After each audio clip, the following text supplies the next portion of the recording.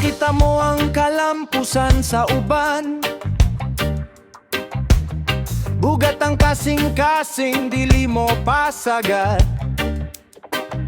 Kasi na ang sulod sa kasing-kasing ug huna-huna, puro na lang pagdaot, walay katapusan. Dili pwedeng pagdaot, dili pwede ang kasina. Ang kinabuhi sa isig katawo, ayaw pagdaota. Ang matag kalisod nila, wala ni mo makita.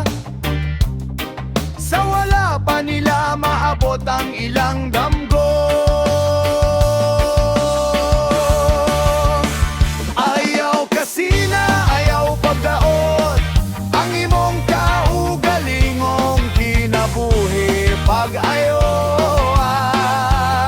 Ang ginawang nagakupot sa atong kapalaran, kaugalingong galang, kaugalingong buhat.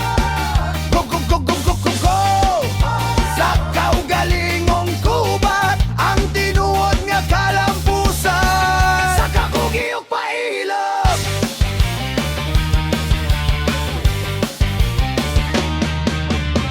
Kung may ipagmalaki sa kaugalingong buhat,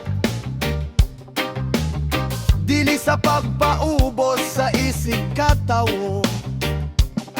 Ang kasina kay hilo sa kasing-kasing ug huna-huna. Ang pagpakamaayo dili gayud mananaw. Mag-focus sa dalan nga imong ginalakaran. Ang oras mawala kung sa uban nagatanaw. Itaas ang ulo, may kaugalingong damgo. Ang Ginoo aniya, ikaw iyang bayawon.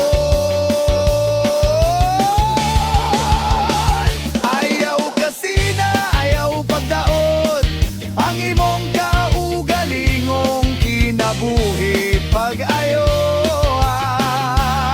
Ang Ginoo ang nagahubot sa atong kapalaran, kaugalingong dalan, kaugalingong buhat. Go, go, go, go, go, go, go.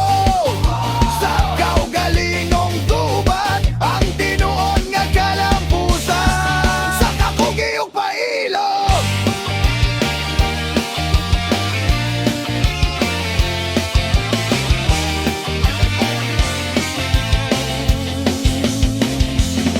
Ang kasina walay maayong madala,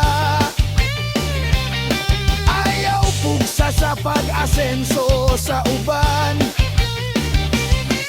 Pagrampo, pagtrabaho, magpabilin nga matinudanon. Moabot usab ang